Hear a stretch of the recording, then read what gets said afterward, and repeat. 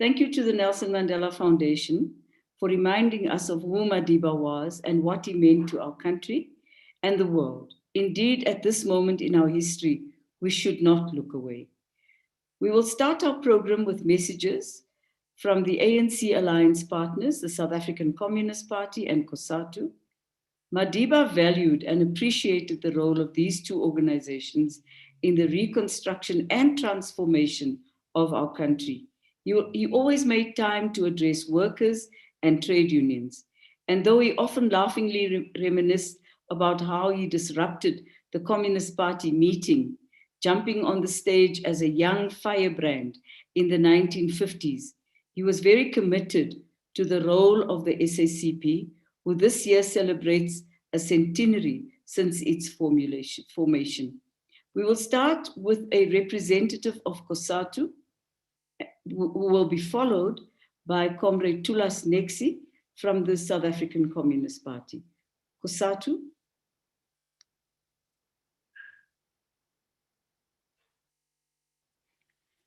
It would appear at this point that COSATU has not as yet arrived. Could I kindly request Comrade Thulas to take the platform?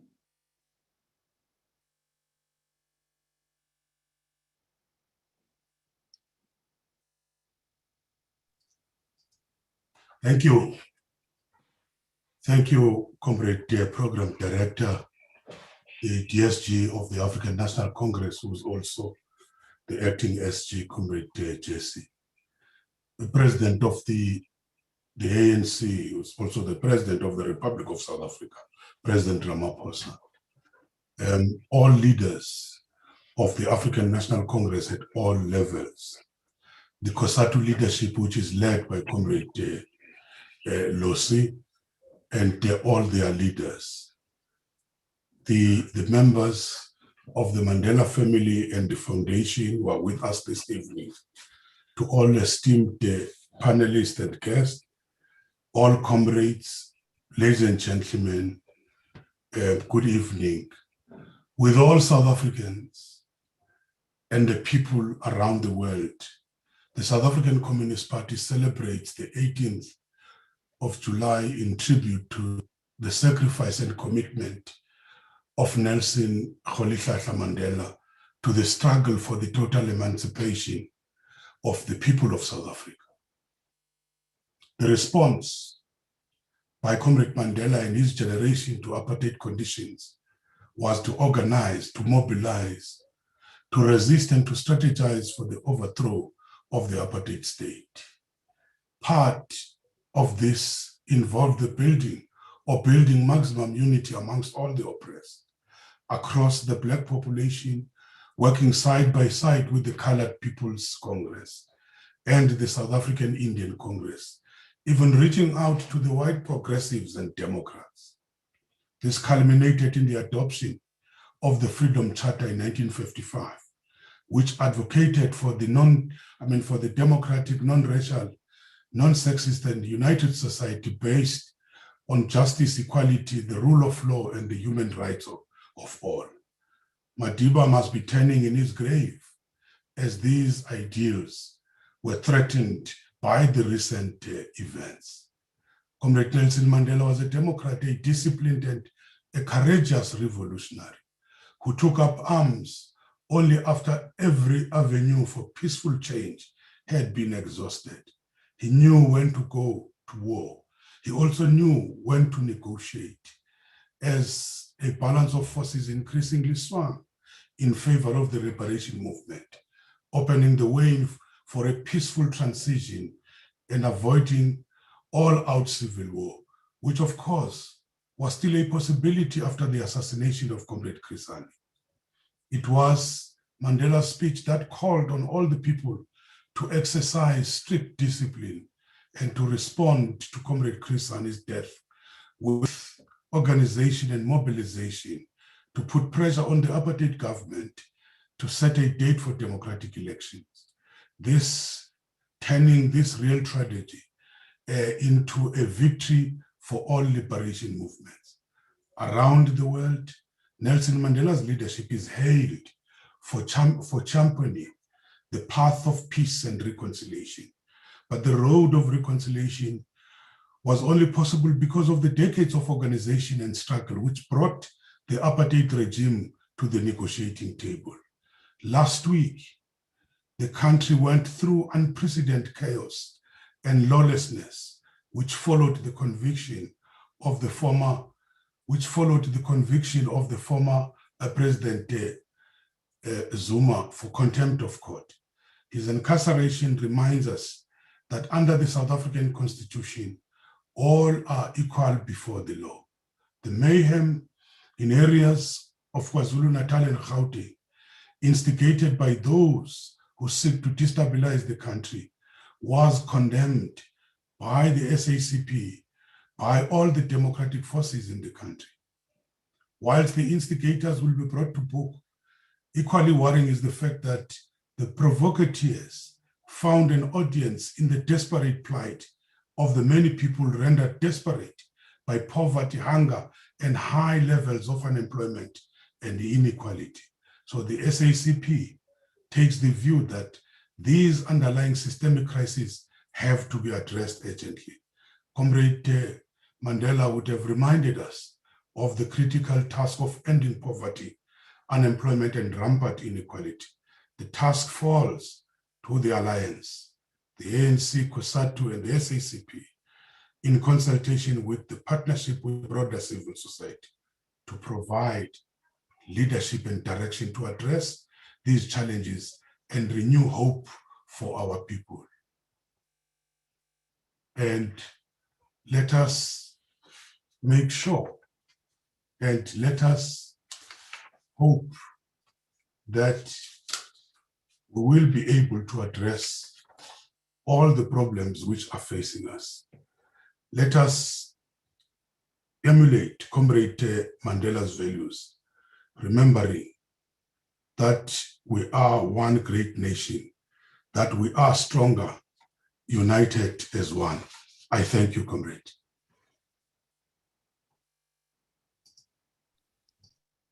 Thank you very much, Comrade Tulas Nexi, for highlighting the most important landmarks that brought us on our journey since 1994 to where we are today, but also outlining that we have tasks that must be done and we have challenges that we must face. And we must thank you that you've also given us a view of the legacy of Comrade Nelson Mandela. Ladies and gentlemen, comrades, we are very honored to be joined today by a group of formidable intellectuals and activists whose analysis will assist us to understand the current events, what needs to be done in the context of Mandela's legacy.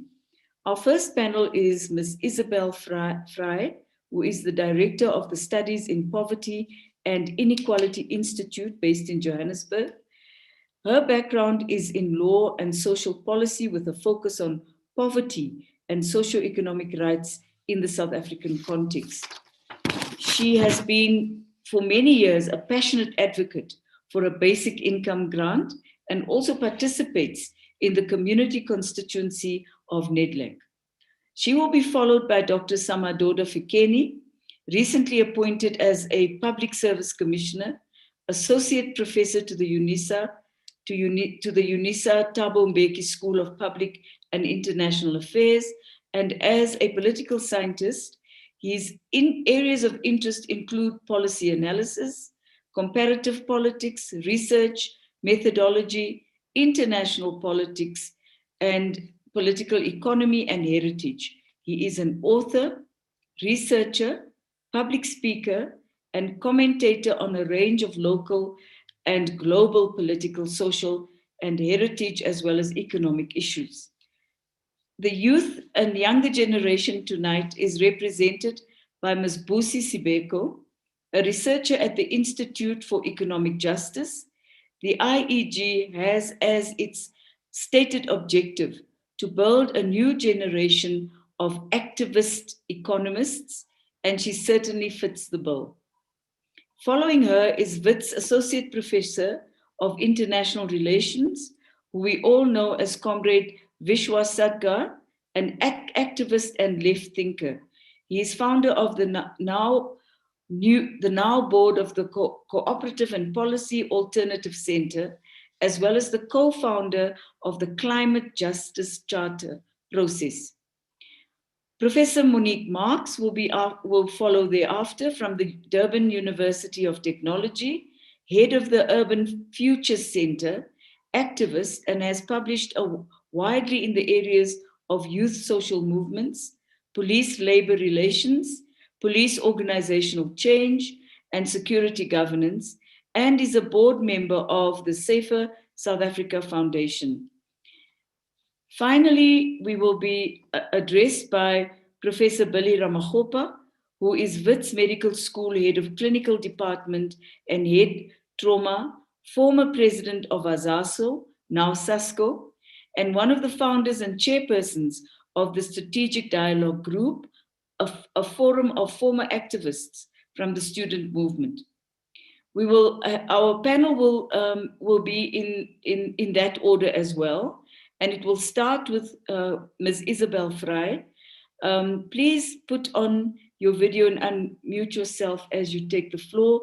You have between 5 and 7 minutes. Ms. Frey, please go ahead. Thank you very much, Comrade Duarte. And Phoebe, can you run there we go. I just want to thank you for the honor of this invitation tonight. It is indeed a moment of deep reflection. And I trust, Mr. President, that my message will be able to rise and surface a number of critical interventions, which I believe we can and should make.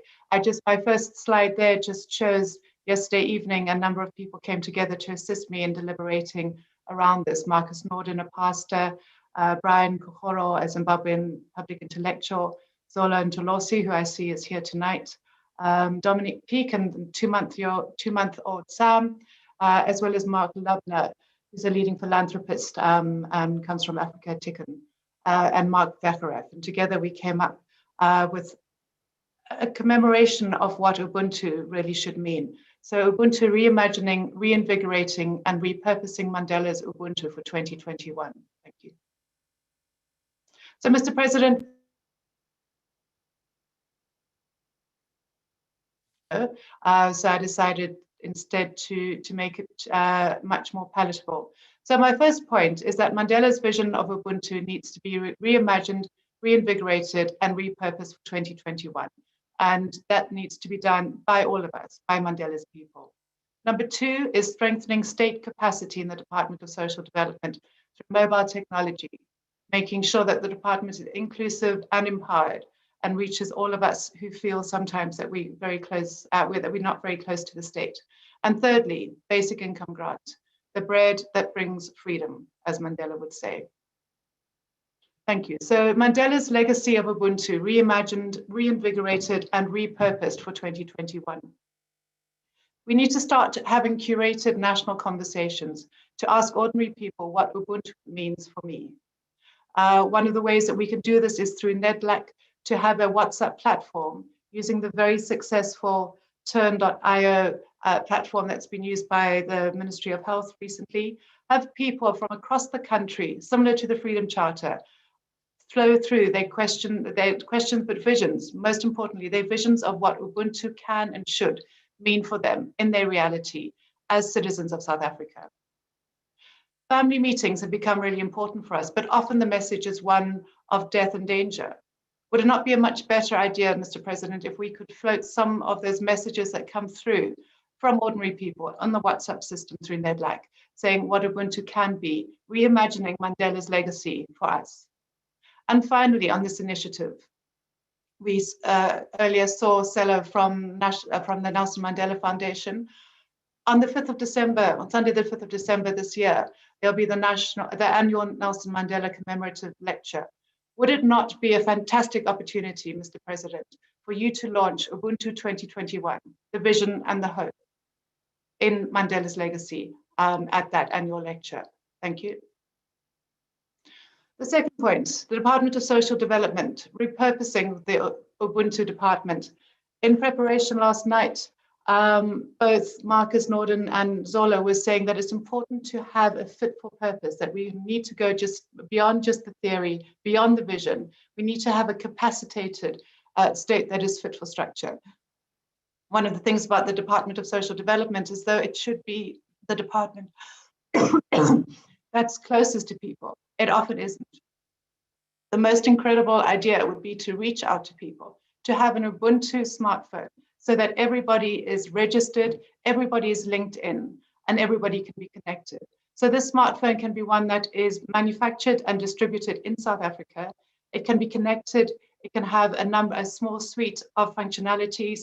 Google Maps, so I know when my 14-year-old daughter is coming home, we can have an e-wallet on the phone. And that's how social grants can be paid, so that people's dignity is restored and they don't have to wait in long queues. It's the link that brings people to the heart of the state. And what, of course, is the use of a smartphone without data. What we propose is that the cell phone data companies are approached and asked to provide 1 gigabyte of data free for everybody in South Africa. We know the Competition Commission challenged them. We know that as a result of a number of challenges and applications to that, the full extent and vision of that hasn't happened. We can make sure that government, through the Department of Social Development, is in every house and every citizen is linked in to the Ubuntu of the state. Next slide.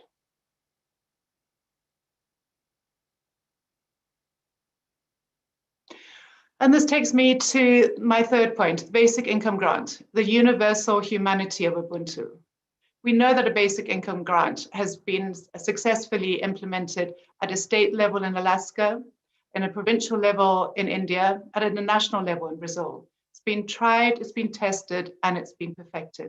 Now imagine, Mr. President, if we introduced a basic income grant of 1,268 indexed to the national poverty line. With one policy, we can eliminate poverty. Can you imagine every night when that basic income grant comes through on a monthly basis, the ping to 50 million phones of the money that comes through, providing the basic floor for us to rebuild where we have come from the catastrophic areas where people's livelihoods have been destroyed, where we need to rebuild with nothing. We can rebuild with the basic floor of a basic income grant. The question of financing is one that we have looked at with a number of both economists as well as other financial people. And the idea that we have is that the initiation capitalization can come from a financing blend of fiscal and monetary policies to include a once-off solidarity wealth tax, the raising of capital by Treasury from the private sector support, a GEPF payment holiday, as well as a reduction of PIC funding by 50%. Multipliers and clawbacks make a universal basic income grant in South Africa sustainable. The question that has to be asked is, what is the cost of not implementing a basic income grant? Final. And so, just to recap and to look at the next steps, Mr. President, we need to look at reinvigorating and reapplying Ubuntu. We can do that through NEDLAC, using the WhatsApp platform with social partners. We can analyze and aggregate people's submissions, a lot like the submissions to the Freedom Charter were collected and collated in years gone by. Those can come through turn.io, and those can be broadcast on a regular basis through the Sunday night family meetings and can culminate in the annual Nelson Mandela Lecture, which the President, with Celo and the Foundation's approval, can use to launch the Ubuntu 2021 vision. Secondly, completely revamp the Ministry of Social Development, looking at ways in which we can make sure that this most caring of government departments can be in every person's home, in every person's pocket. And free data needs to ensure that we are all equally included. And finally, Mr. President, on the 9th of August, on Women's Day, you can announce a hope to every woman in this country that the introduction of a basic income grant, which will ensure that we all are seen, that we are all validated, and we are all embraced in this amazing nation that has the power to welcome us all back as children of the Rainbow Nation. Thank you very much.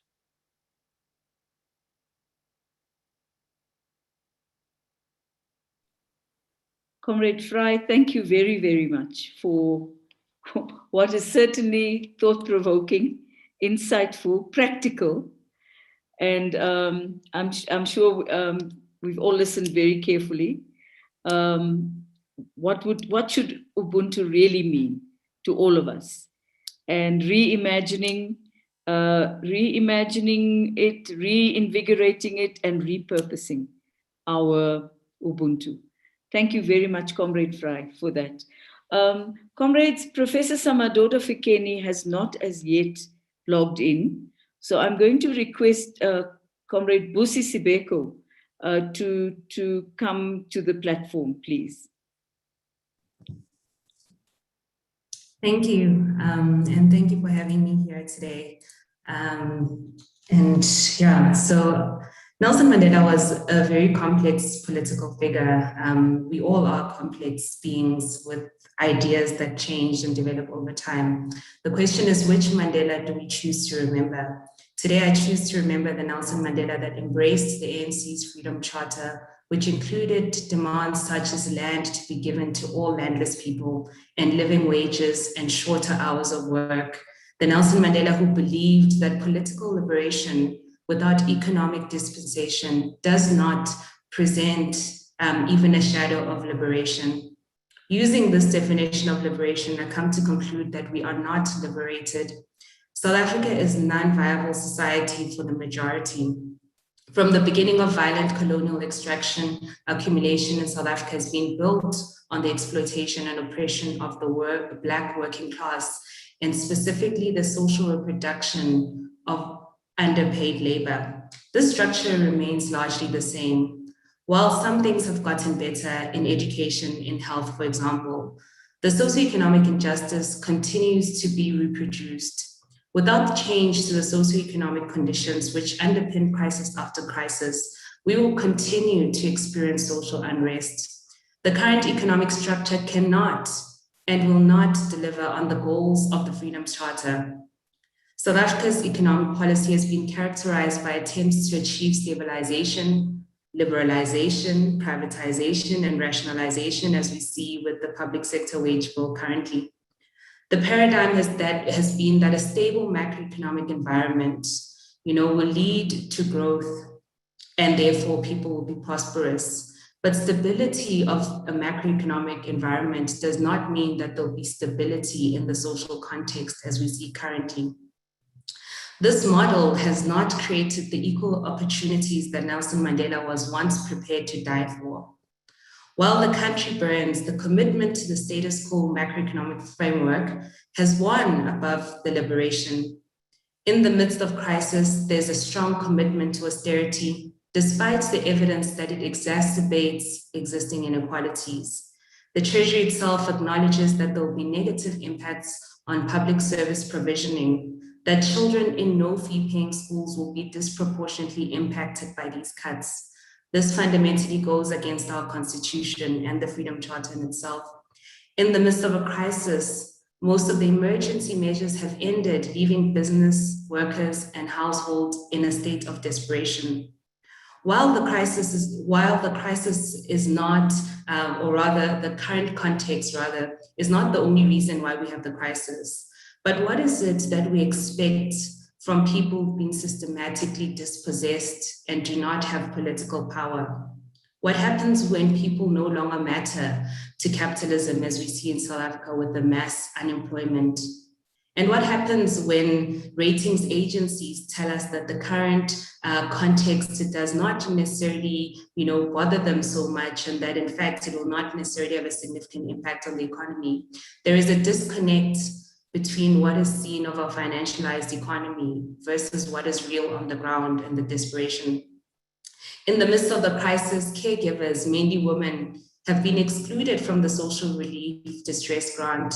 I think Nelson Mandela would particularly not approve of this gendered injustice. After all, he did say, and I quote, "As long as women are bound by poverty and as long as they are looked down upon, human rights will lack substance," end quote.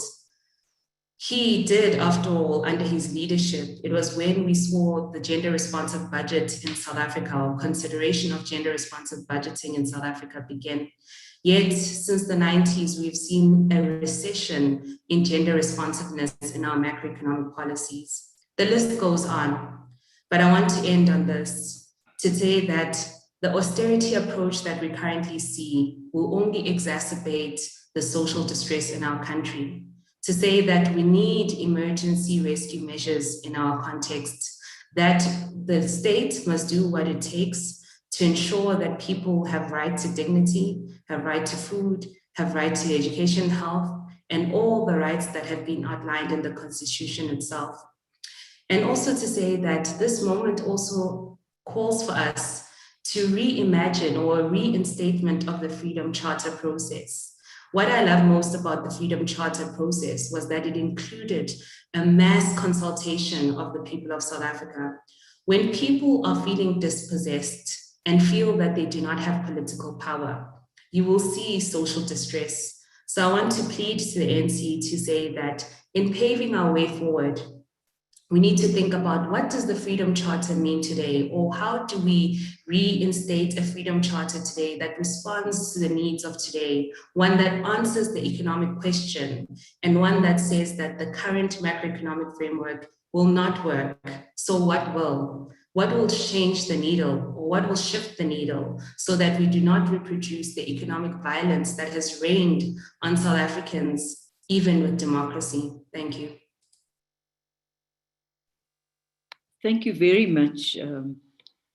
Thank you very much, Busi Sibeko. That was certainly quite pointed, straight to the point. What does the Freedom Charter mean for us today? What are we saying about land, a living wage, a shorter working week? We must change the structure of our economy.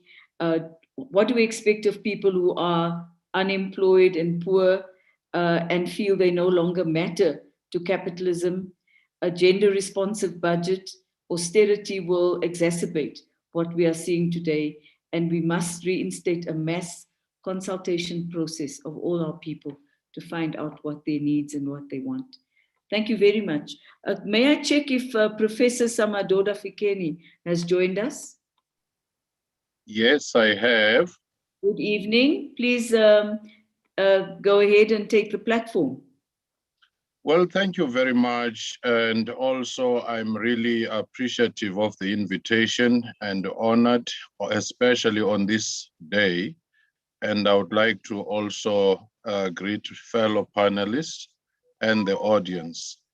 The most important thing to me at this time when we honor a global icon and a global statesman is about leadership, especially your value-based leadership of Nelson Mandela. He is a leader who knew when to go to war.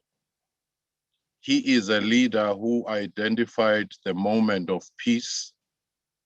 He is a leader who knew when to forgive, no matter what inconvenience he had suffered as a person. He worked on those and tried to make sure that he doesn't do what Martin Luther King Jr. say, drinking from the cup of bitterness. And he's a leader who knew when to leave the stage when he was still popular. But most important, though, was the resolute, decisive leadership, especially in the time of crisis. We'll always remember the moment when the country was on the verge of being plunged into a civil strife, and Chris Hani, a very popular leader, had been killed. He took the stage. He seized the moment. That's why many people say at that particular moment, he became a leader of the country, even before elections themselves. So that decisiveness, that ability at times where he pronounced on certain things, such as laying down arms at the time when it was not popular, because for him, it was not popularity, it was not to be loved by everybody, but to be respected based on values. The moment we find ourselves in of a crisis needs precisely that, not only from government leaders because the problem has become so compounded, but also from the ruling party, from the business community, from the civil society, from the leagues of the Congress, and from the tripartite alliance membership, leadership, to say, how can we emulate Madiba by being that decisive? There are studies which are showing some of the underlying challenges of our society. That, among others, being social inequality that Indlulamity report consistently indicates, which could be exploited in a manner that is destabilizing, as we have seen recently. How then do we deal with such things? How do we build the state capacity? Because precisely the responses to the challenges we saw indicated what happens when a patronage system begins to weaken institutions of state, where loyalty instead of competence is the key driver. Now, when faced with a crisis of this nature, you end up with a situation of this nature. But I would like to close by simply saying, most countries have pulled themselves out of their challenges by seizing the moment that a crisis is the best time to press a reset button. A crisis is not the time when you deal with incremental changes. It is the time when swift actions come. Most national dialogues, social compacts come about in the aftermath of a crisis. And that's when countries do change the course. And that's when impactful leadership written down in history come in. There would be no Churchill without a Second World War. There would be no Martin Luther King Jr.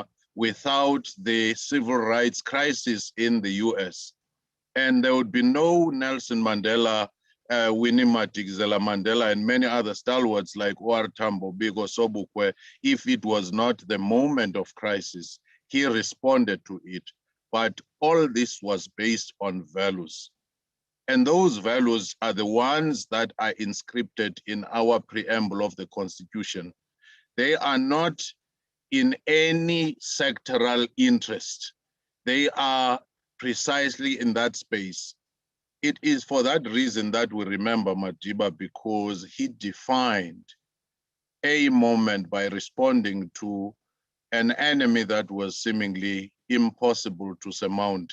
Hence, the world today still emulate his leadership, because he knew when to fight, he knew when to lay down arms, he knew when to fight for social cohesion and reconciliation, and he knew when to leave the stage, when to do community work, and he even knew when he said, "It is in your hands," that in his twilight years, the next generation would have to take the baton. So those are the lessons the leaders of today, including myself and yourself, because each one of us in the places where we are leaders. The weakness we can ever make is to think that it's only the union building, or it's only the Luthuli house, it's only some premier and so forth. Every one of us exercising our roles and trying to emulate a Madiba, but at the same time knowing that the best out of leadership comes when you complement the team effort with complementary strengths. Thank you. Thank you very much, Prof. Once again. Very clear, value-based leadership. We must know when to go to war. We must know the value of peace and when to forgive. We need resolute leadership, respected leaders based on values. How do we emulate that decisiveness that Madiba had over many incidences? How to build state capacity? We need to go deeper into ensuring that we have competence that is a driver and not loyalty and patronage. And I think your bottom message is, don't waste this crisis. This is when we should be able to have a national dialogue that may enable us to change course. Thank you very much, Prof. It's now, I would like very much now to call on Professor Vishwas Sadgar I know that he did log in, and welcome him to the platform. Vish? Thanks. Good evening to everybody, and it's an honor to be here this evening. The acclaimed African scholar Mahmoud Mandani, who was Idi Amin and other Asians in the early 70s, has put out a very important book recently. It's titled This Settler No Native, The Making and Unmaking of Permanent Minorities, which is relevant to our engagement this evening. Mandani lauds the importance of non-racial traditions in South Africa. More than most countries, he argues, that have experienced colonialism, the non-racial tradition in South Africa provides intellectual and political foundations to build a truly decolonial society. In his view, it provides the basis for a refusal of the divisions of apartheid, whether cultural, economic, and political. And basically, he affirms the radical non-racial tradition as the basis for a decolonial identity. Now, Nelson Mandela did not invent the non-racial tradition, but he was actually a product of it. And he made a very powerful contribution in his own terms, both theoretically and practically. The Mandela legacy is definitely part of the decolonial canon. If we look at Mandela's ideological formation, he shifted from an African nationalist to a revolutionary nationalist, and then to what I would call an emancipatory humanist.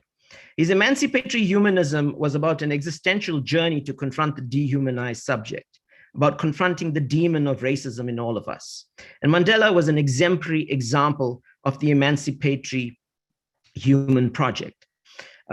He was not God, he was not perfect, but he has, if you like, provided us with a very, very powerful example of the decolonial self in how he embraced all races. Now, non-racialism as it exists at different levels in South Africa is formal in our constitution, as we know that.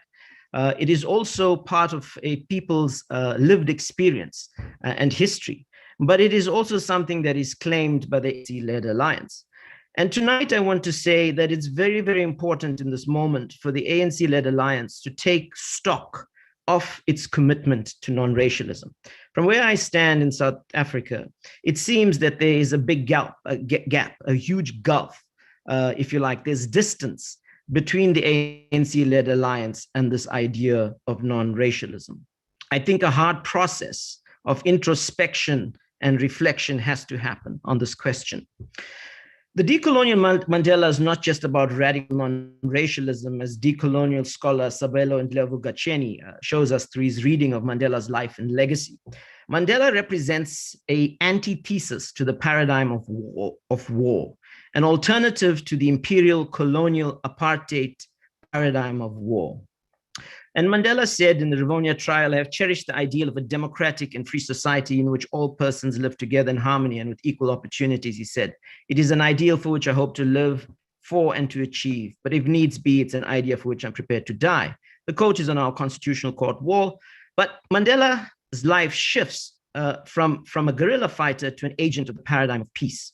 And he didn't abandon his principles in that shift. And I would argue that even if he didn't receive the Nobel Prize for Peace, he would have still been a champion of peace based on democracy, human rights, racial reconciliation, and emancipated humanism. Now, it is this paradigm that clashed even with Sani Abacha and the generals in Nigeria. And Mandela was accused of being very naive in his international relations, promoting a human rights approach. But he was a trailblazer, and the architecture, the global architecture of human rights have evolved in our power structure. The Rome Statute was adopted in 1998, which provides for the International Criminal Court. It provides for redress against crimes of genocide, crimes against humanity, war crimes, or crimes of aggression.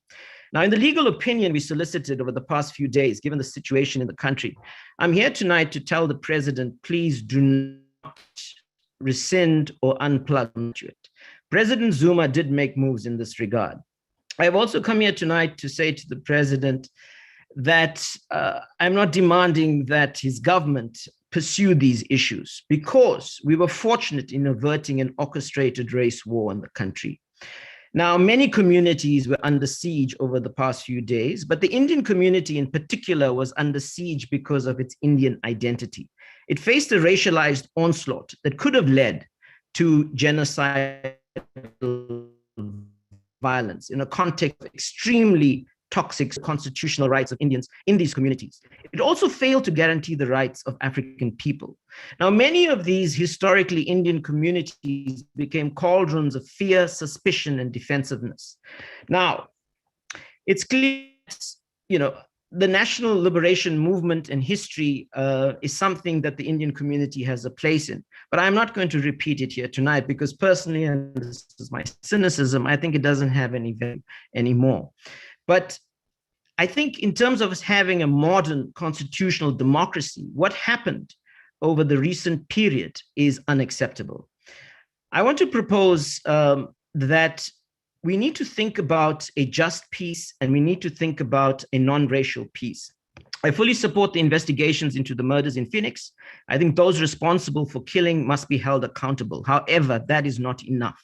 I would like to argue and propose that consideration be given to resourcing and giving a mandate to the Human Rights Commission to pursue an inquiry into what happened in KwaZulu-Natal between African and Indian peoples. This has to be a mandate to pursue a just and a non-racial peace-building agenda.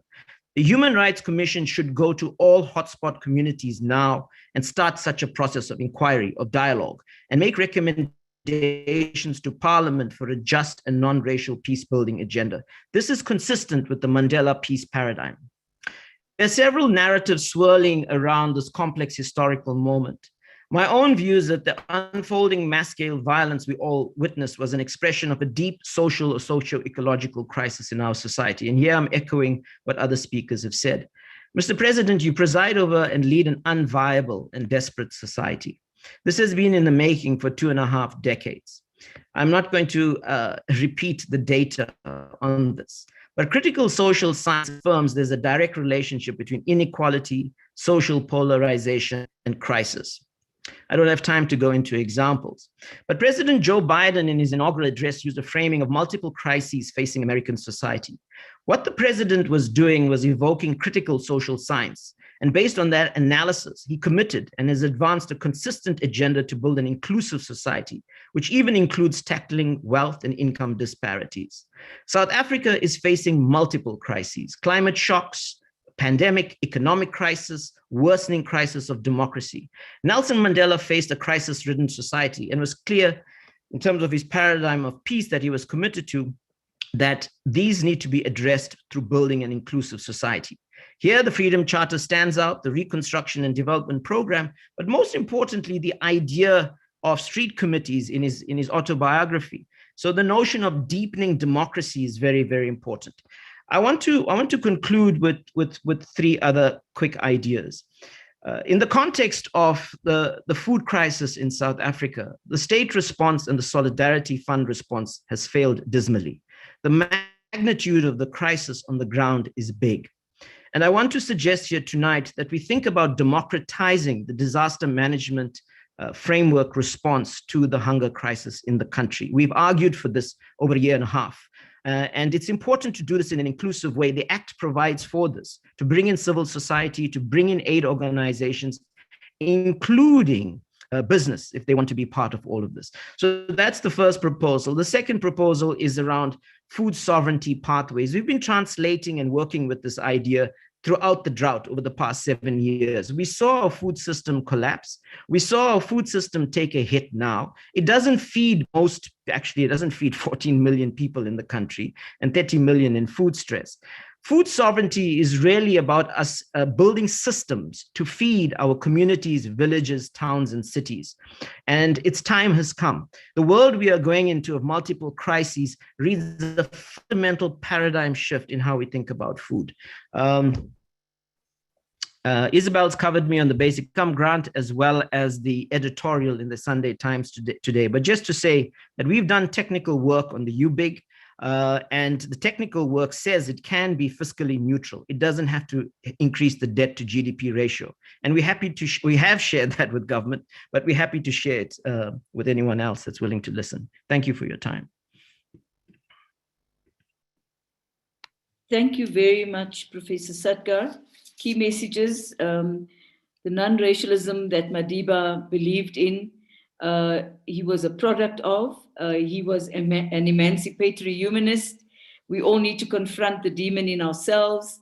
Non-racialism is formalized in our constitution. However, the ANC must take stock to recommit of its commitment to non-racialism.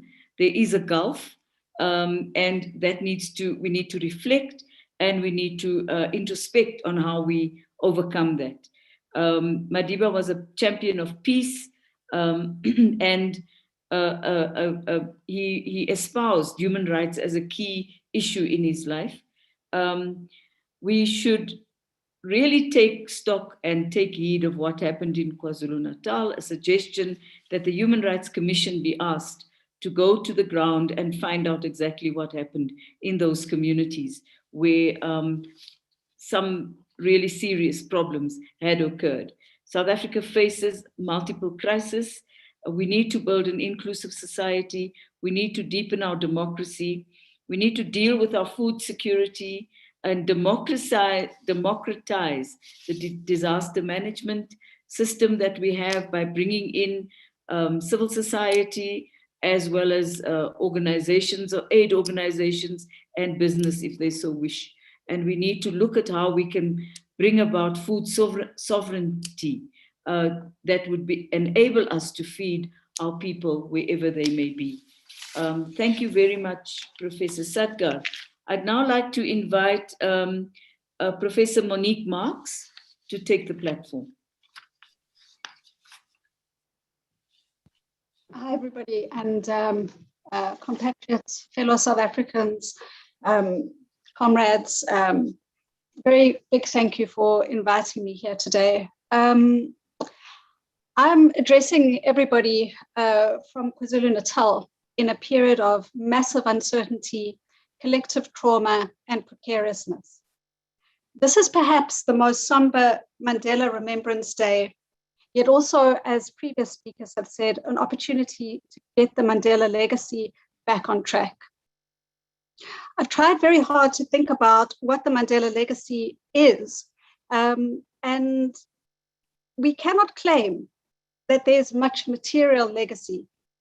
As we see all the time, the rise of inequality, multiple insecurities, and the devastation of infrastructure over a protracted period, and reinforced in the past few days in what many have called a moment of insurrection. And so within the context of not being able to find a very significant material legacy since the period of Mandela's government, I wanted to talk about what I thought remains the legacy of Madiba. And in the process of talking about this, give some possible ideas for moving forward, coming right now in Durban from a state of massive, massive trauma. The first that comes to mind, of course, is the forgiveness, which is very much who Madiba was. And I think, in a way, the forgiveness that Madiba brought to South Africa was the greatest hope that many people had in terms of how we were going to go forward. Unfortunately, today, when we speak about forgiveness, it's mostly in religious terms. Yet what forgiveness really is about how we understand our relationship as human beings to one another.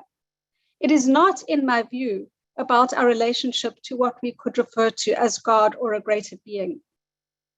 So to forgive, we need to have some degree of closure, some understanding of the truth of circumstances. We need to have an opportunity to acknowledge and to speak of the pain and the hurt, and to have this recognized. And I think the three speakers before me have already mentioned that. It is talking this out. It is recognizing what is being real. It is seeing what is missing that is not happening currently. And so in the consequence of that is that forgiveness remains elusive. And to follow on what Vish is speaking about, I think we see this mostly in relation to however we want to put it, whether we talk of it in race terms or not, but the divisions that exist particularly between what's called the Indian community and the so-called Black African community in South Africa. I hate using these terms, but I feel forced to. But there's a caveat to all of this that we need to hold on to. And that is that from my perspective, we see at the very micro level that there is human interactions between South Africans that does show how we search for each other's humanity. And we do need to observe these micro interactions, and we need to document these, and we need to not disregard these. But we also need to find mechanisms and forums for what the feminist movement used to refer to as speaking bitterness. Experiences of dehumanization, discrimination, profound mistrust have to be vocalized. We do not need another truth commission, but we do need what I'm going to call platforms of truth at the most localized of levels. We need to be able to hear what is uncomfortable. Without some mechanism for forgiveness, we risk greater repressed grief and trauma. The outlet of these might continue to resemble what we have witnessed in KwaZulu-Natal and in Gauteng this past week. A second thing that I want to speak to is the notion of hope. Madiba dreamed hope into reality. Despair was never an option for Madiba and for the Mandela generations. And I think there are many generations. If we look at what has happened this week, although it is devastating, we do have hope. The hope is that, firstly, we did not give into insurrection. And I'm saying we as the South African community, the South African population at large. But there's other evidence of hope that has emerged. And we see this again at the localized levels, where communities have mobilized in what historically we would have referred to as street committees, but now communities call neighborhood patrols. They have emerged organically, but I think in many situations, they have resulted from a historic memory of what street committees were used to do. But I think it's really important in this current situation to find ways to recognize what street committees and neighborhood patrols have been doing, and to be very cautious about how the police engage with the people that have created and generated security at the local level in the absence of the state. We do also need to recognize that hope is precarious in the face of what I want to call the burden of the future. For many of our young people in particular, they stare at the burden of the future every single day. There are no life chances. There is no access to institutions of care and of progress, and there is no meaningful mechanism for being heard. And so my plea here is for us to speak less about the burdens of the past and more about the burdens of the future, and to get a grip on what these are and how we can resolve them. As somebody who works on a daily basis with homeless people, and particularly homeless people who have a drug use disorder, I see right every single moment of every single day what the burden of the future is.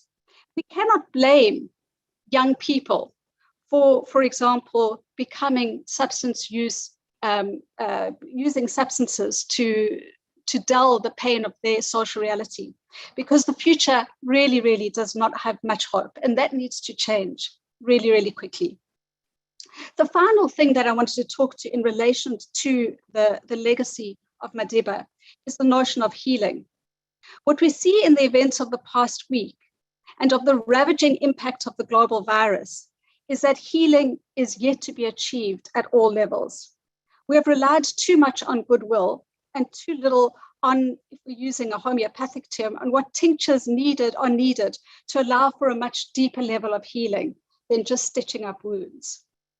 We have relied too much on this notion of South Africans as being resilient and not enough on the limits of our physical and emotional immunity. And there are very, very real limitations. Going forward, how do we keep the legacy of healing, of hope, and of forgiveness alive? Madiba dreamed of an Africa that was at peace with itself. And what we see now is a part of Africa, South Africa, which is declining rather than prospering. Going forward from today, to reinforce what my colleagues and fellow presenters have said, we need a number of different things. Decisive leadership is incredibly, incredibly important. But what we need, I think, is integrity, transparency, and sacrifice. These are needed in all spheres of society, but particularly we need government to take a lead role in showing that they are actioning these principles. We do have a moment where leadership is desperately needed, as has already been said before, because this week will become a week that is written down as the moment before and the moment after. Integrity is about living to our morals, as Busi has already said, our principles, our values. For many of us, particularly for Madiba, these were outlined in the Freedom Charter. Committing to these sets of values and principles leads to consistency. Consistency in turn leads to trust, and trust generates hope, and hope allows us to see beyond today. And I think there is no sense of where this integrity lies today. There's not a constant reinforcing of the principles by which our country is currently being governed. Transparency is the second one that I want to talk about. Transparency provides confidence. It creates opportunities by giving us clarity. There is a move in South Africa towards greater transparency through the various commissions, through the rule of law, which is now becoming much more evident. But we are paying a huge cost for this transparency in the short term. The cost that we are paying should not lead us to give up on the need to continue to be transparent. And I want to make just two practical suggestions around transparency that is needed right now, this very moment, to pick up on the point about decisive governance. What is needed is for us to know precisely how it is that government is going to secure this country going forward. And I think, Mr. President, it would be very important for you to stand up with members of the security cluster and give us a proper briefing around what the strategy of the security services is, defense, police, and intelligence in the coming weeks and going forward. I also think in the name of transparency, it's important to note that what we have going on, and I'm not sure in other parts of the country, but particularly in KwaZulu-Natal, is a lot of misinformation that's been spread through messages, verbally and in videos and in various other forms, which are not verified. I'd like to suggest that in the immediate term, we have a line that is set up where people can send voice messages and find out if they can be verified or not. And if not, they need to be dismissed. And this needs to be happening on an ongoing basis. The last thing I want to speak about, and it resonates with my previous speakers, is the notion of sacrifice. Sacrifice is giving up something that we value for the sake and consideration of others. Sacrifice, in my view, is the only way we are going to generate greater equality. And we've already had two speakers speaking about the need for the basic income grant. This is no longer negotiable. It is no longer something that we should be debating. It is an absolute imperative. We need to make the sacrifices to ensure that we can dream forward, that we do have hope, that we do have healing, and that we do have a sense of forgiveness in our country. We owe this to Madiba, but we also owe this to ourselves. Thank you very much. Thank you very much, Comrade Monique, for quite a sobering input. Madiba's legacies of forgiveness, hope, healing, and sacrifice. Again, the theme of ensuring that we have a dialogue, but forums for people at a very localized level to understand what they believe is going on with themselves and others. And you say that the greatest hope is forgiveness, And that's perhaps one of the things we need to focus on fairly quickly. You also go into looking at the burden of the future for the young people of our country, and making sure that we do that very speedily. You speak of transparency and call on the president and the security cluster to provide the nation with what they will be doing in the next couple of weeks to secure the nation. Thank you very much. It is now my honor to call, it is an honor for all of us to call Billy Ramaphosa to the platform. Comrade Billy.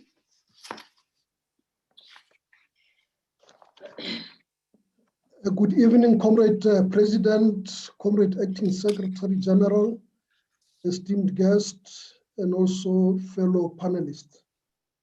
And I also want to thank you for this opportunity to participate at this very important occasion, the Nelson Mandela webinar. After all this battering that we have had from the COVID-19 pandemic, as well as the ugly events of last week, perhaps we need this moment, the moment of the Madiba magic. We are here celebrating a great man, a giant that lived in our lifetime, and an embodiment of many of his generations and the struggles that they fought. A generation of selfless, upright men and women of integrity who sacrificed their precious lives and families for the advancement of our national democratic struggle for a non-racial, non-sexist, and non-exploitative society. They stood tall, they stood for and lived and upheld the highest values and principles that place the people of South Africa at the center. As we reflect back, we remember a humble, honest, and selfless leader of stature and integrity who was able to unite all of us, black and white, during the very difficult moments as a nation and the world over. In delivering a hard-won democratic dispensation, this was a triumph over the oppressive, evil, cruel, and hated apartheid system that gave us the key to unlock and determine our own destiny and future for future generations.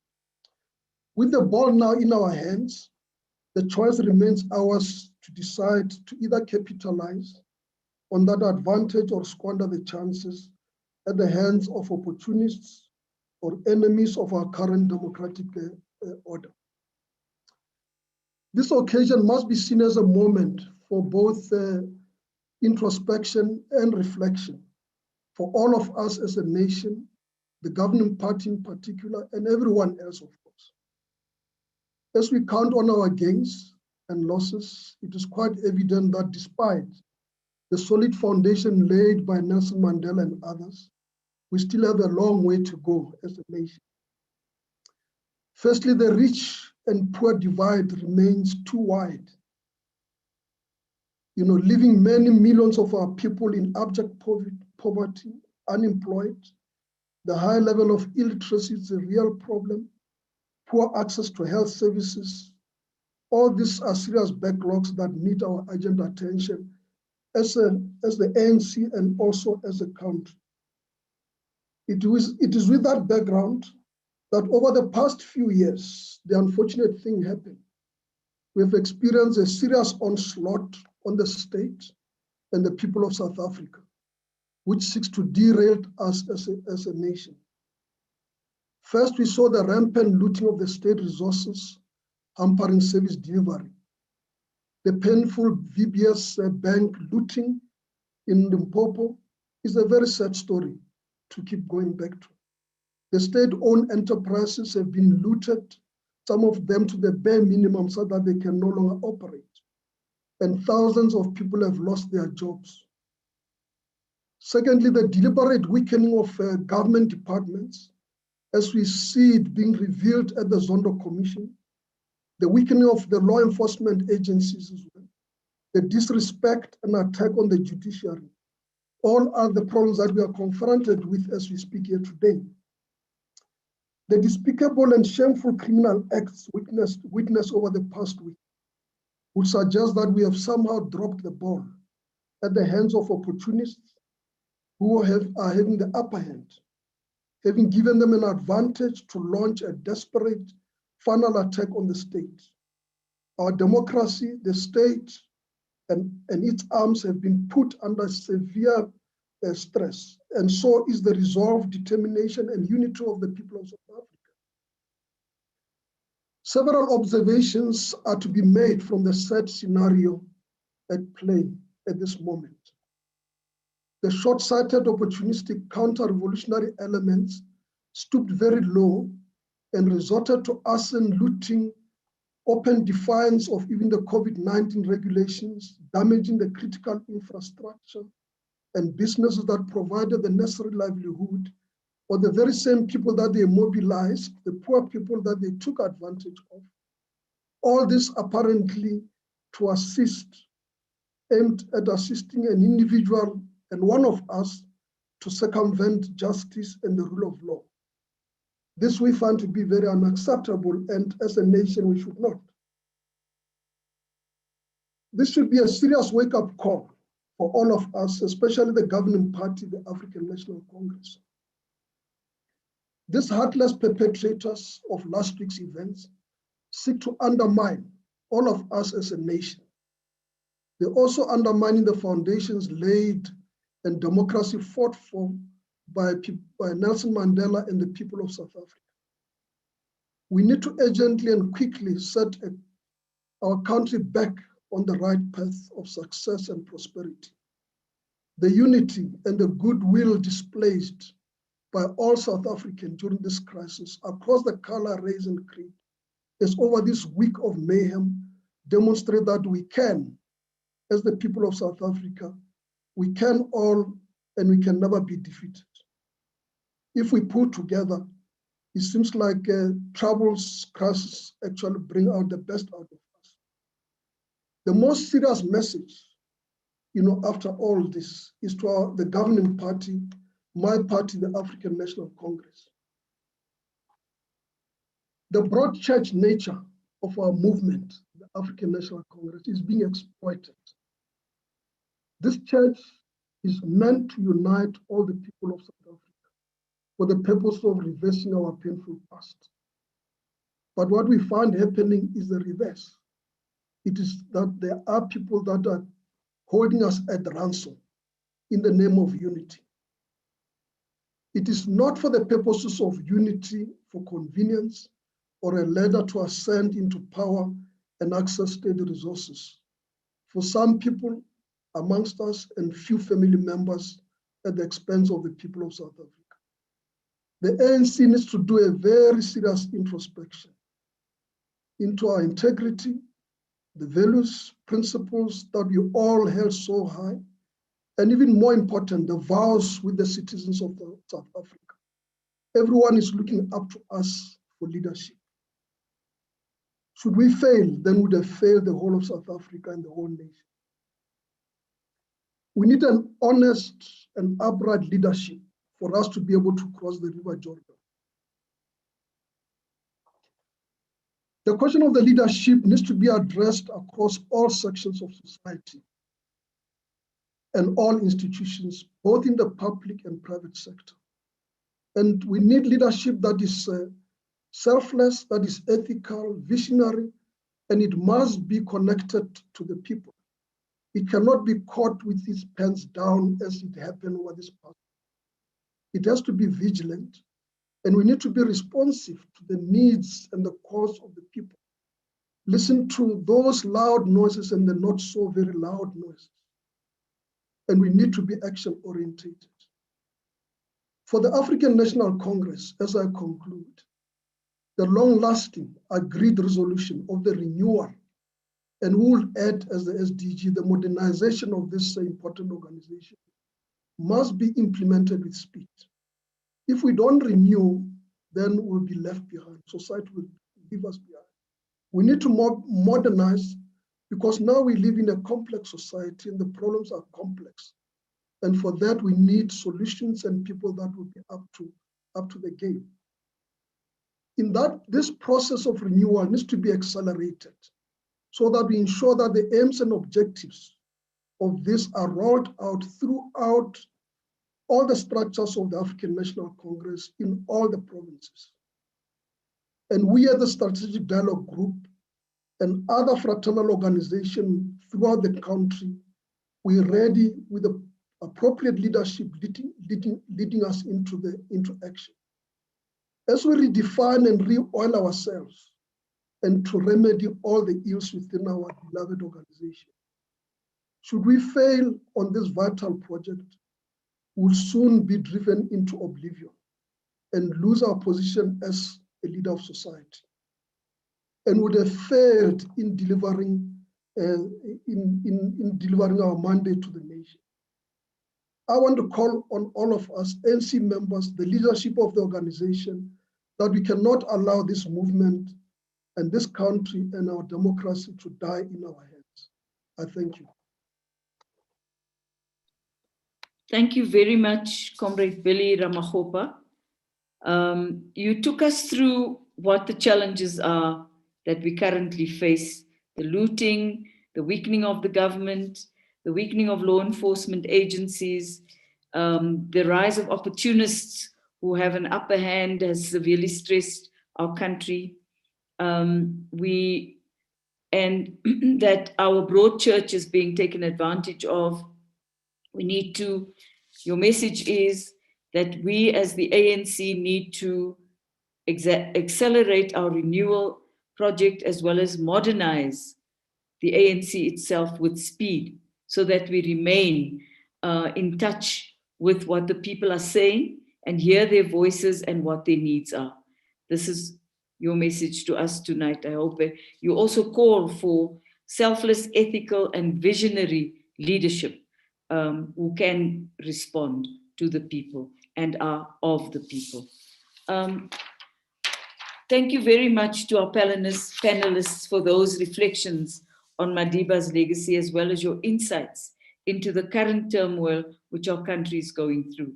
The issues that you raise are wide-ranging, from socio-economic factors driving discontent, the security issues, the implications for our democracy and democratic institutions, issues of social cohesion and nation buildings, to the impact of the internal renewal issues of the ANC and how we dealt with these. More importantly, thank you for the constructive suggestions on what we call as patriots and South Africans need to do. Indeed, our country does not have a shortage of thinkers who are able to, without fear and favor, give their analysis. We appreciate this. And even if we may differ with some points, we appreciate these inputs and perspectives. Comrade President, as the respondent in chief and keynote speaker on this occasion of the 2021 celebration of International Mandela Day, please take the platform.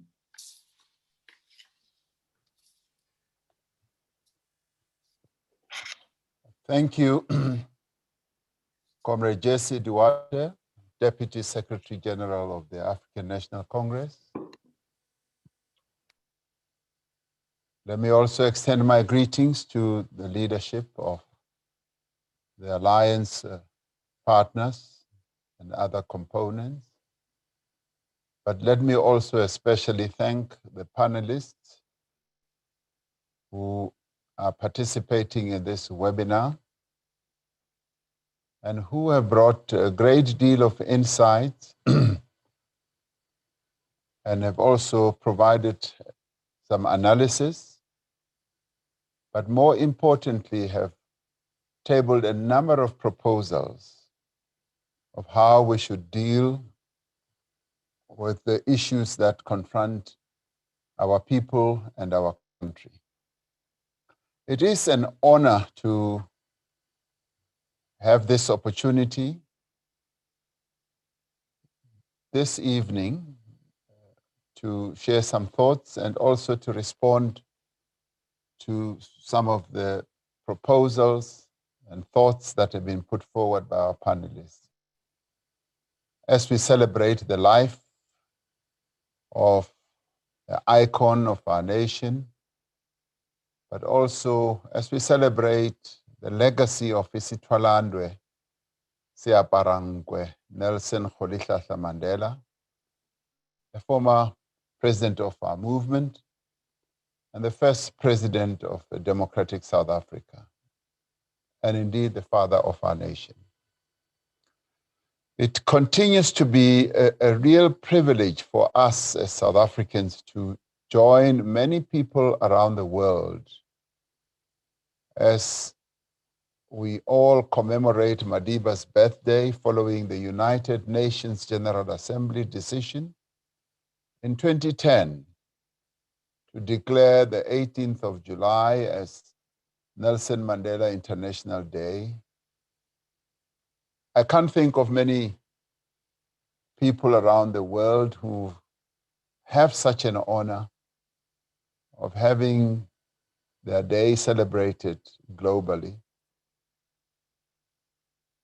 And I can't think of, many countries in the world that have the privilege of having had someone as great as Nelson Mandela walking the streets of our country with us. And it is a real honor that we need to cherish as the people of South Africa, because not many countries and not many people around the world have this type of honor. The celebration of this International Day recognizes and gives credence to President Nelson Mandela's commitment to human rights, conflict resolution, and reconciliation. It also gives us an opportunity for each one of us to dedicate 67 minutes on this special day to provide service to the people of our country through great and good deeds. And many people around the world did exactly that.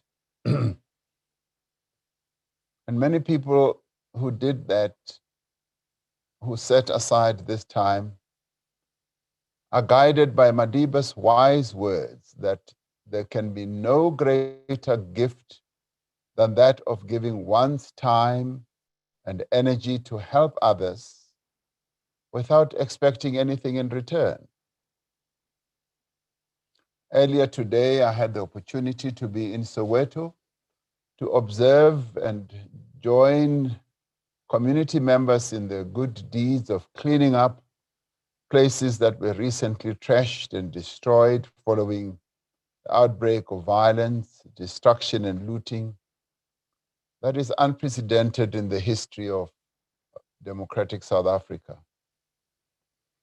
It is clear now that the events of the past week were a deliberate, coordinated, and well-planned attack on our democracy, on our economy, and our people's livelihoods.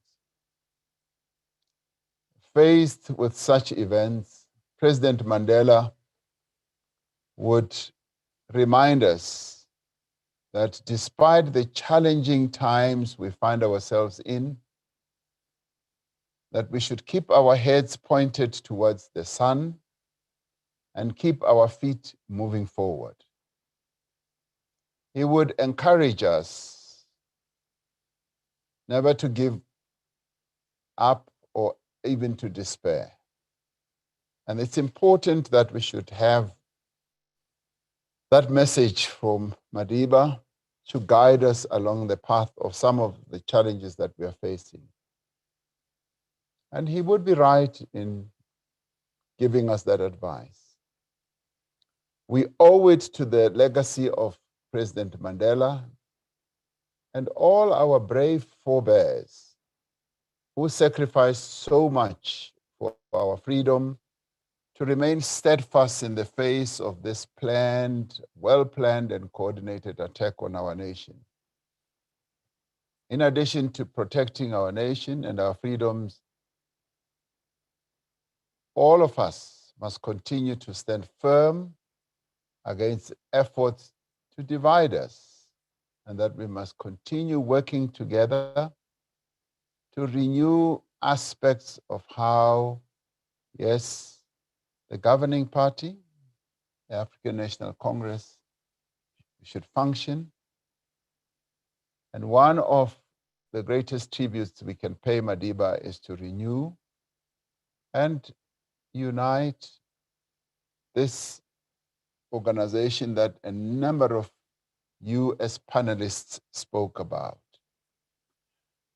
The centerpiece of what the panelists were really saying is that there are two important things that need to be done.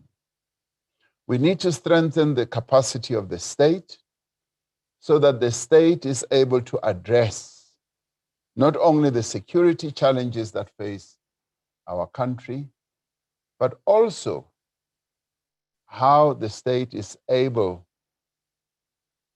to lead our country in ensuring that there is inclusive growth, that we address inequality, poverty, and unemployment.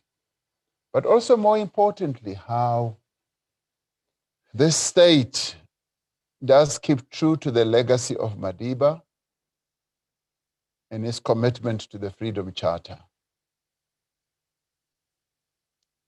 It was actually a very poignant moment when my sister said she prefers to remember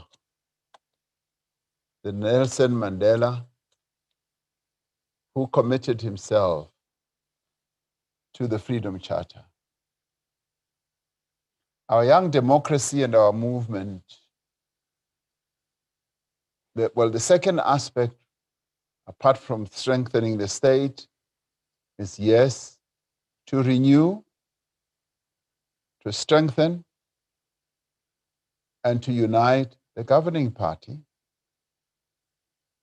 because it is the governing party that in many ways directs the fortunes of our country and therefore must be able to do precisely that.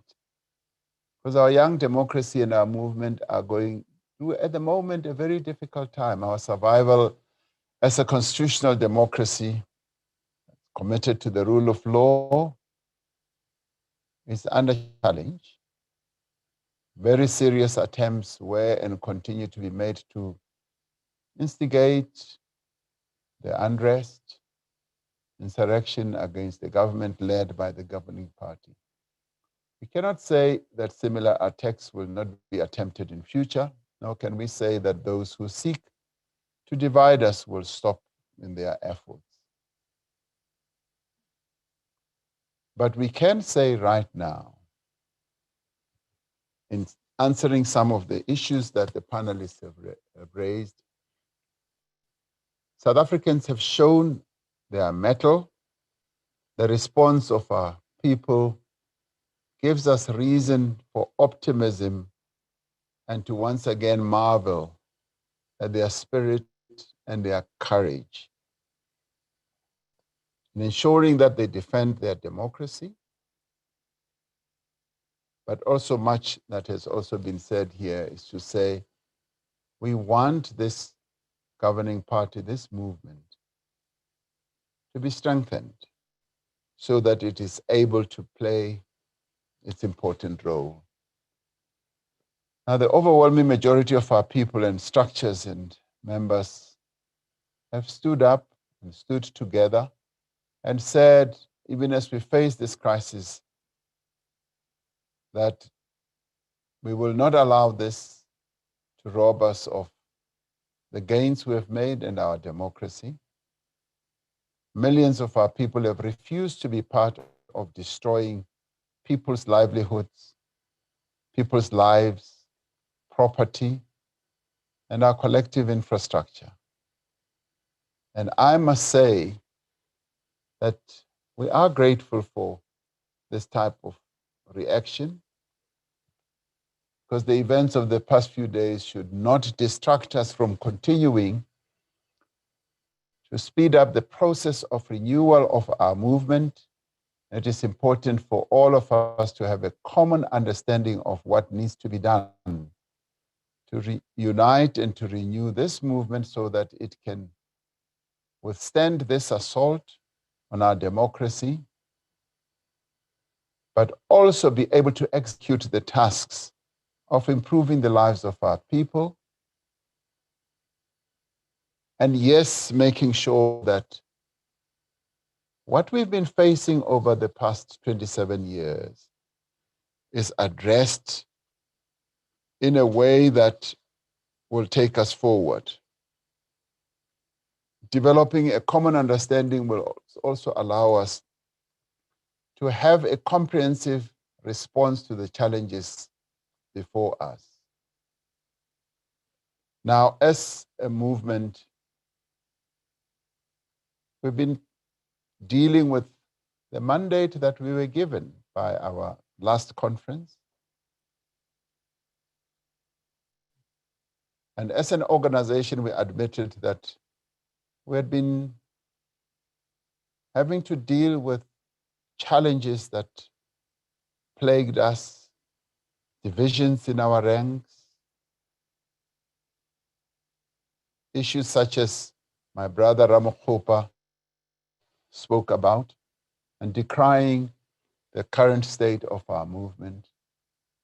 Also the negative tendencies that have emerged, severely damaging the image of the ANC, and our standing in the eyes of the people, but also our weakening our ability to lead and to fundamentally transform our country.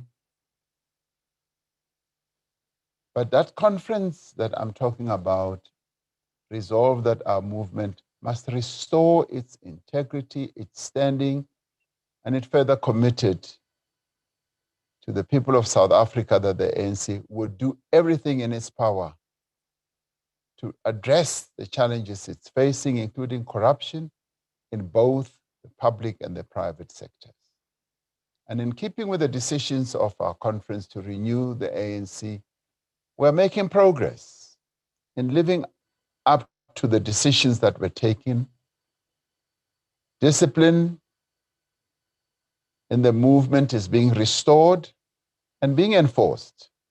The work and decisions of our Integrity Commission are being followed up and are being implemented.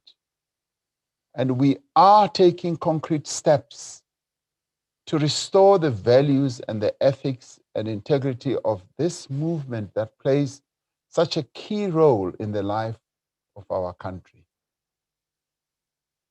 And we are proceeding to implement long-standing resolutions aimed at, yes, eradicating corruption within our own ranks, but also beginning to deal with some of the social challenges that our people face. And as we do so, we're putting in place a stronger culture that will enable us indeed ensure that we renew this organization and that we instill accountability and organizational discipline to put in place this stronger culture of service to the people of our country and to revitalize ANC branches so that they are able to execute their tasks, but also to be able to deal with the resistance that may be there to the renewal process. And some of the panelists spoke about healing, and yes, healing is also required in the ANC. At the moment, the response of our movement must firstly focus on returning calm and order to the affected communities and ensuring that this anarchy does not spread to the rest of the country. Members of the ANC and the Alliance have been integral to many of the community actions to stand against looting, and we commend community members and leaders, and I met a number of them today and the other day in KZN, today in Gauteng, in Soweto. It has been particularly heartening to see ANC and the Alliance out amongst our communities and leading all these efforts to restore calm and order.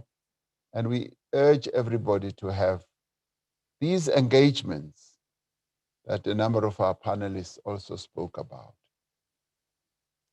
Now, these engagements that have also to go beyond just dealing with the current crisis of unrest and destruction, but also to deal with the pandemic that we are facing. Because during the course of this unrest, a number of people let their guard down. And going forward, our movement must drive a concrete program. Yes, to discourage looting and violence, but we must also make it clear that we need to adhere to the pandemic rules and regulations, because this is still a present threat of this invincible enemy that we are facing. And we should do so in a participatory manner as we engage our people as a whole. This also means that our public representatives and ANC leaders, as it has been suggested even here, local level, must be more proactive in, yes, being of service to our communities, and also addressing issues that also go beyond the current situation, that also go beyond, yes, the pandemic. We must have capable and efficient public representatives and civil servants who are able to address the needs of our people, because we have a duty to ensure that we are capable of serving the people of our country with distinction, and that we should continue improving the way that we work for our people. Now, one of the tragic outcomes of this is that violence that we face is the halting, slowing down of our vaccination program at a time when we now have, more supply, and we're increasing the pace of vaccination. Now, the way this looting was happening was such that, as I said, it's likely to increase infections, and we might see that manifesting itself as we move on forward. Now, a number of panelists have raised very important issues, and I particularly liked the suggestion that we should have Ubuntu 2021, maybe launch that. And that is something that obviously needs to be done in collaboration and cooperation with a number of role players, the Nelson Mandela Foundation, various other formations in our country, so that it becomes a whole of society effort where we are able to say we now need to underpin everything that we are doing with the notion of Ubuntu.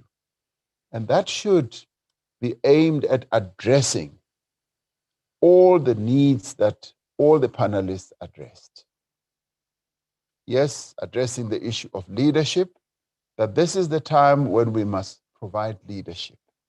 And the leadership, as my brother Somatota was saying, should not only reside in government, it should be also beyond government and engulf the country and get many of us to, yes, show this visionary leadership that will take our country forward in an Ubuntu type of way, where we put the interests of our people ahead of everything else. Because as a number of panelists were saying, some of the challenges that were exacerbated not only by this unrest, but also by the pandemic, is the inequality, the poverty, and the suffering of our people. That this is the time when that leadership is required by all of us. The suggestions have been made that in addressing the needs of our people, we must be bold enough to think about interventions such as the basic income grant. A number of panelists mentioned this. Yes, it requires bravery, and some suggestions have also been made of where the money will come from. Now, this matter is being given serious consideration. It is being discussed in the governing party. It is also being discussed at government level. It is a matter that is important, as it has also been raised by a number of role players in our society. And I do believe that in giving serious consideration to it, we should also heed what our panelists were saying tonight. And I think what was also said is that this will validate our people and demonstrate that, yes, some serious consideration is being given to their lives. And this matter will and is being addressed as we move on. And in many ways, it will also speak to what Nelson Mandela stood for, which a number of panelists said. His legacy was about caring for the people of our country. It was about how the Freedom Charter can be implemented. And we welcome that. And so there's a great deal of reasoning that is being put forward. The pandemic, as well as the destruction that has taken place in the past few days, also means that we need to give practical support to our people. We need to give practical support as to small businesses that have lost everything, to working people, both in our townships and in our rural areas. When I addressed the nation on Friday, I did say that these are matters that we are giving active consideration to, and we will be able to address them, including all the proposals that have been made to us. And in doing so, we will do it to address all these challenges, the socio-economic challenges that are faced by our people, because that is really the key. The grinding poverty that we continue to see in our country requires that we should address it. We need to address the structural inequality in our economy and make sure that it becomes more inclusive. Now, the initiatives outlined in terms of the Economic Reconstruction and Recovery Plan speak to this imperative, and more of these have already begun, to be addressed. Other initiatives have, however, not shown the results yet that we would have expected. Unemployment, and particularly youth unemployment, has the potential to contribute to the social instability, and government must therefore focus on the issue of job creation and move much faster.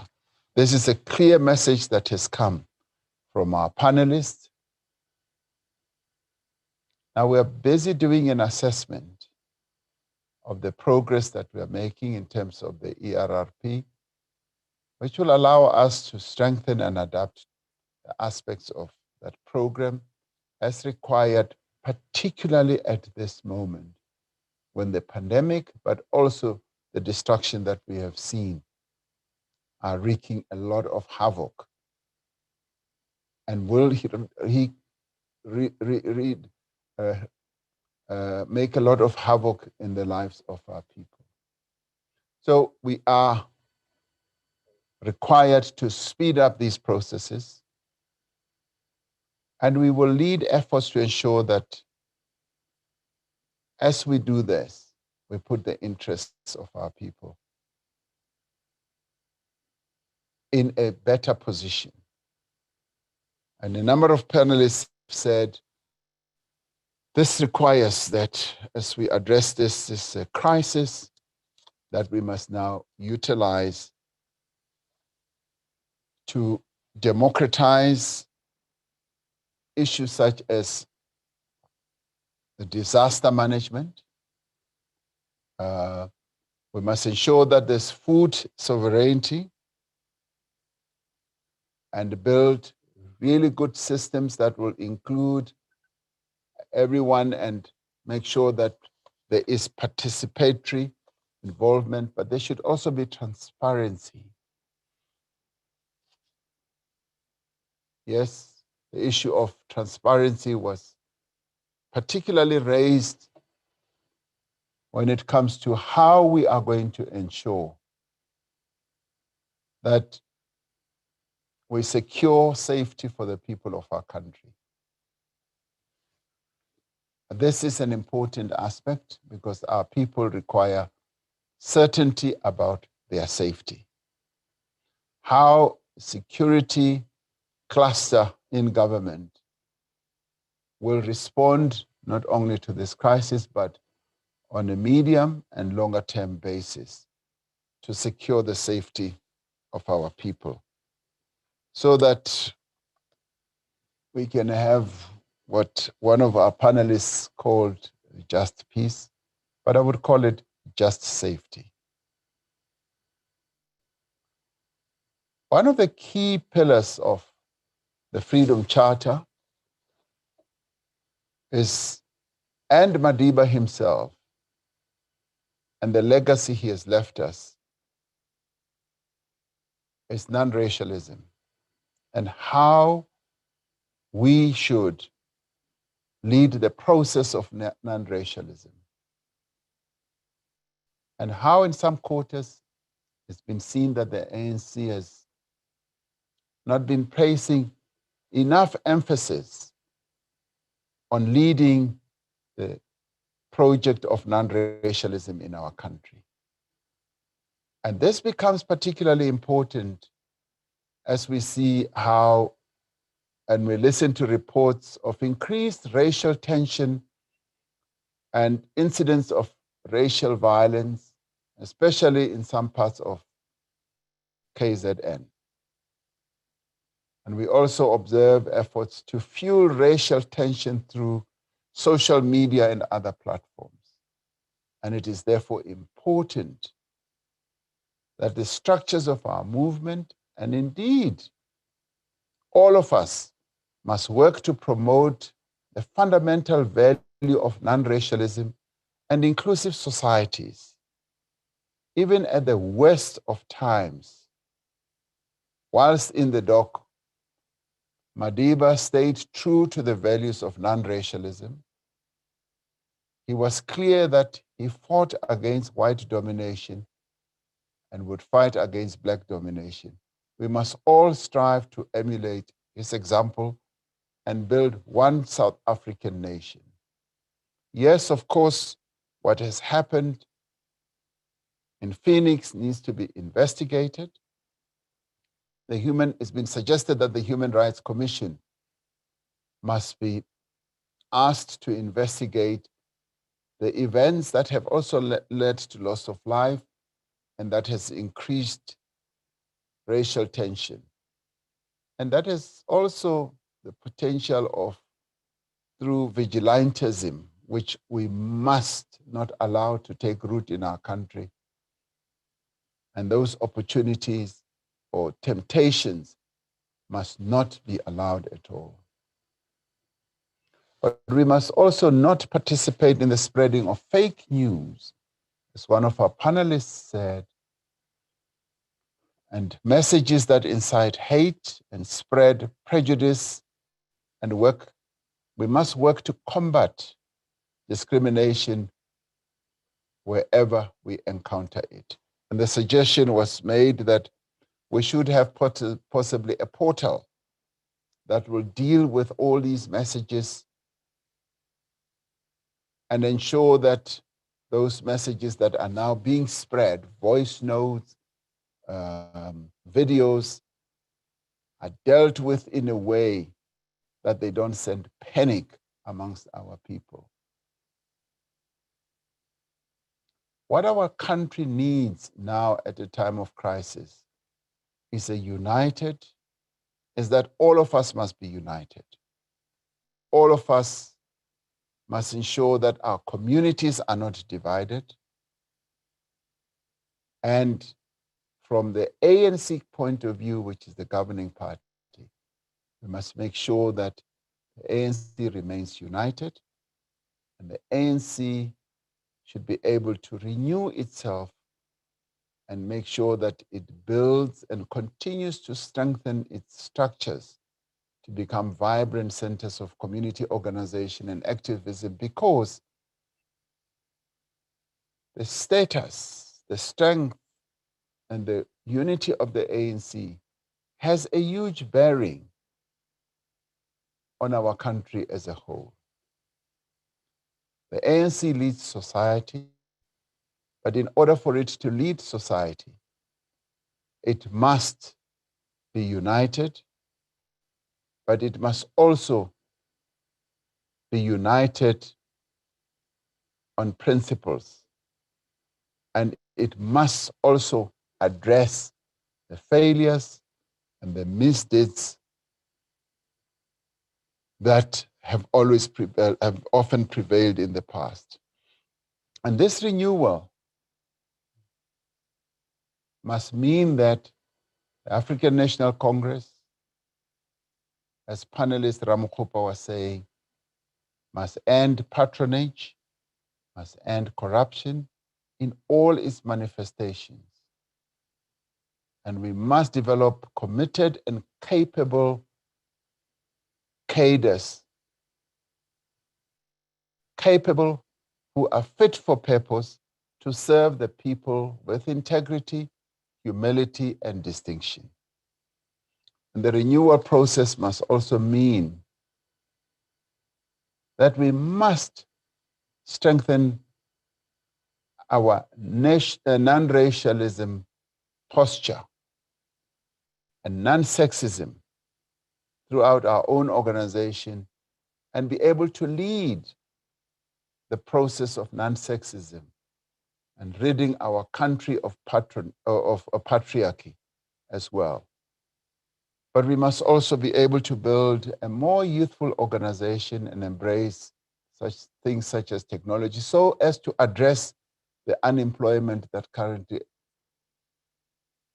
is a huge challenge to the young people of our country. Renewal must also mean that we enhance our people's confidence in our organization. And finally, renewal must mean that we unite the people of South Africa around the cause of building a better life for all. And building a better life for all would mean that we address all the various issues that have been raised tonight by our panelists. And I must say that the issues that were raised tonight are so relevant, and they must be top of mind to all of us. Building state capacity to be able to ensure that we address the socio-economic challenges that our country faces, that we must be able to grow our economy and address also the immediate challenges, so that these challenges we've been facing. And we've been facing these many challenges of poverty, unemployment over the past 27 years. And we must now recommit ourselves. And what I'm particularly grateful for is that both community activists, our intelligentsia, and various other panelists who participated in this webinar are all united on what needs to be done. This goes beyond just giving people like myself as leaders in the African National Congress, but a number of others, a great food for direction into the future, that these are matters that need to be addressed. So I come out of this webinar enormously enriched, and we will work to return to being that leadership and the ANC that Madiba would be proud of. And we will make sure that we build a movement that is once again the first choice of the people of our country. And I'd like to end by quoting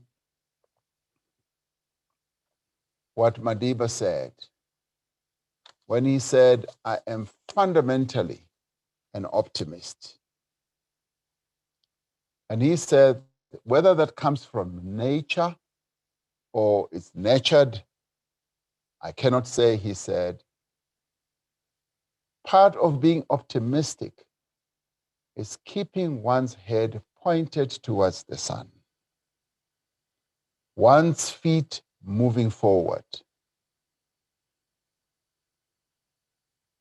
And he went on to say, yes, there have been many dark moments when his own faith in humanity was sorely tested. But he says, I would not and could not give myself up to despair. That way lays defeat and death. And I'd like to say that I remain optimistic that the many challenges that we are facing, of both a security nature, particularly in this current moment, we will be able to overcome. Of an economic nature, where we need to pointedly address the needs of our people at an economic level, to address the desperate situation that many of our people are facing at a socioeconomic level, we will be able to address them. And also be able to strengthen the capacity of the state.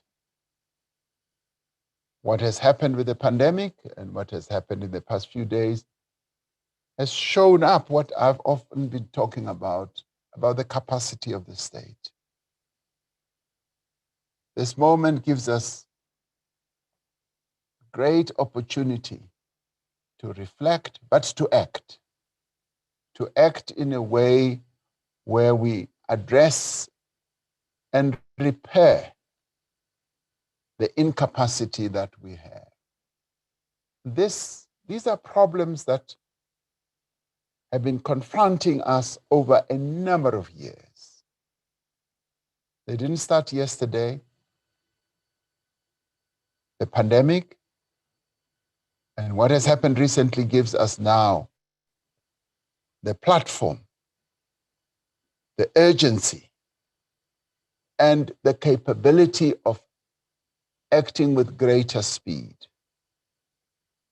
And that is why Madiba's quote about optimism is so instructive to me. But I know that we can only be able to do what needs to be done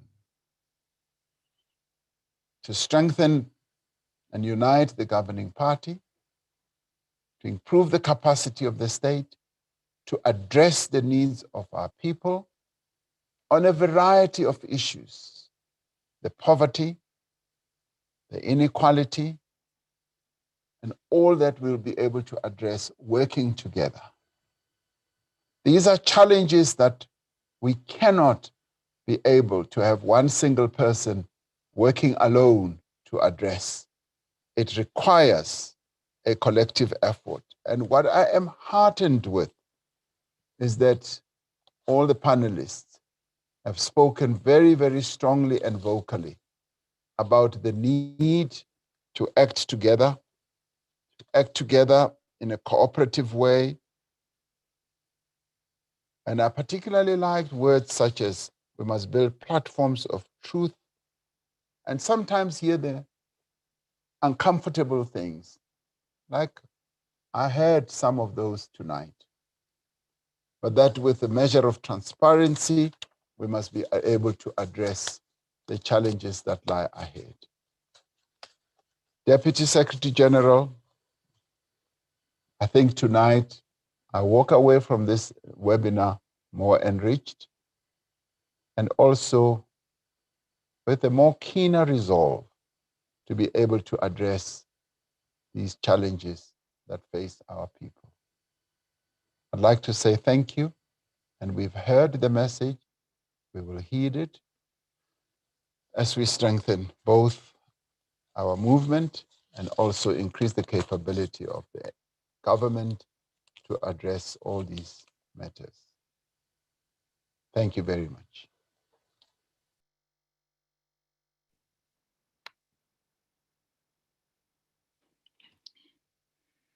Thank you very much, Comrade President Ramaphosa, for answering so well and so richly all the suggestions that have been made and responding to the analysis and recommendations from today. And indeed, our theme for Mandela Month, which is we are all patriots, we are all one nation, does embody the legacy of Utata, our father of the nation. We've come to the end of a very rich program, which must be food for thought. Indeed, as a nation, we face all of these challenges and we do falter. But as Madiba said, it's not how many times you fall, it's how you rise. And it is time for us now to thank the alliance partners, thank all the panelists, thank all the participants who've been with us throughout this webinar. And we will be ending our evening and celebrate with a song, Celebrate Our Hero, by Joe Nina, Steve Kekana, Tepo Tolo, and Bonolo, with the kind permission of the producer, Tami Mchali.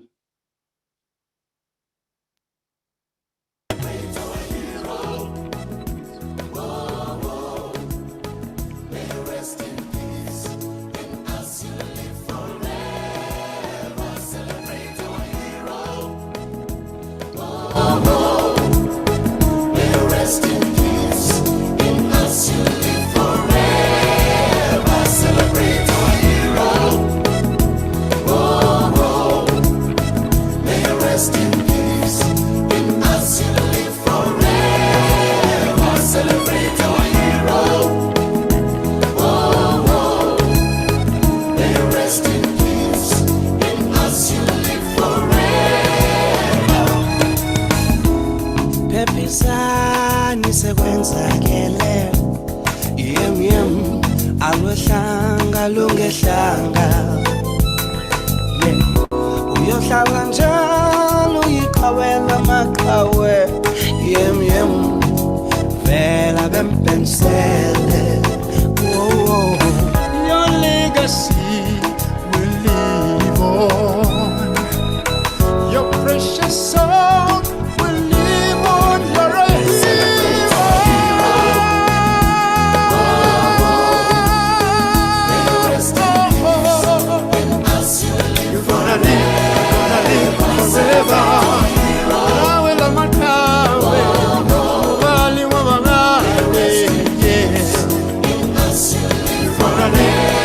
You're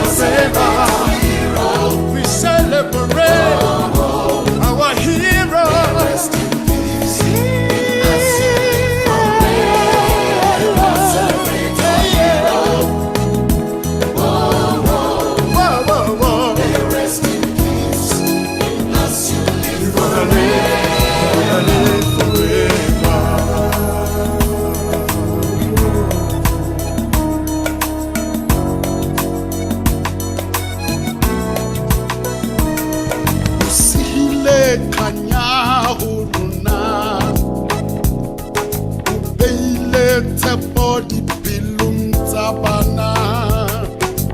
He o sebeditse kgolihlahla, kwete ya dikwete, sole la masole, kaka wa tlolo o tshwanetse, tsela tshweu Madiba. Celebrate our heroes. Tsela tshweu, tsela tshweu, rest in peace. Malaka kgotso Mandela. Tsela tshweu, tsela tshweu, rest in peace. Malaka kgotso Madiba. Oh, oh, oh, oh.